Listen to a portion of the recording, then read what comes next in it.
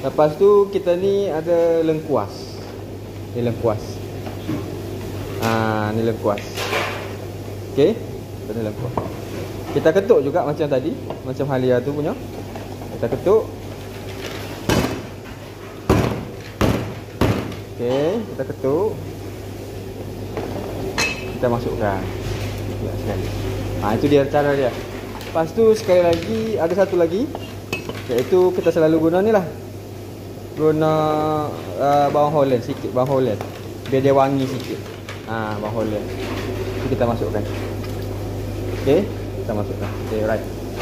Jadi tips dia, kita ada cara, kawan-kawan tadi dah tengok kan. Kita dah tengok tadi kan apa dia bahan dia, ada lengkuas, ada serai, ada halia juga, ada seuncang.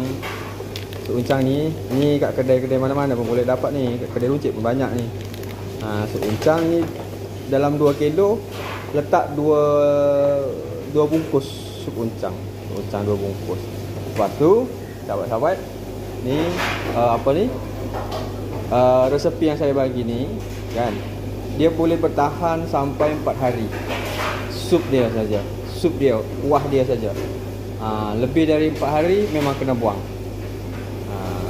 Memang kena buang. Kalau kat kedai kita ni dia tak sampai pun 4 hari, 3 hari pun kena buang dah. Dah habis dah. Cara dia nanti kan macam ni kan. Ni dah kita rebus kan. Nanti time kita nak closing, kita panaskan dia balik. Sup tu selama 4 hari berturut-turut. Kita nak baru buka kedai, kita panaskan. Nak closing pun kita panaskan. Tapi dengan satu syarat, ini rempah-rempah dia ni, setelah kita rebusan pertama ni, nanti time nak balik, rempah-rempah ni kena tarik balik, kena buang. Kena buang. Itu je kunci dia. Apa yang perlu ditambah? Apabila nanti air dia tu habis, tambahlah sikit. Kalau kira-kira nak kuatkan rasa dia lagi, tambah daging pun boleh, tambah rempah yang seperti yang kita buat tadi. So syarat dia, 1 hari 1 kali rebus ni, esok nanti nak closing tu, rempah-rempah ni kena tarik balik. Jangan dia melakukan proses rebusan ulang. Macam itu. Jadi sahabat-sahabat, inilah resepi saya yang mudah dan simple.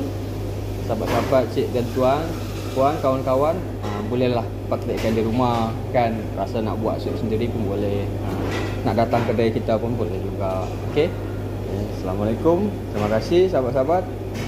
Ada akhir kata saya ucapkan Assalamualaikum warahmatullahi wabarakatuh.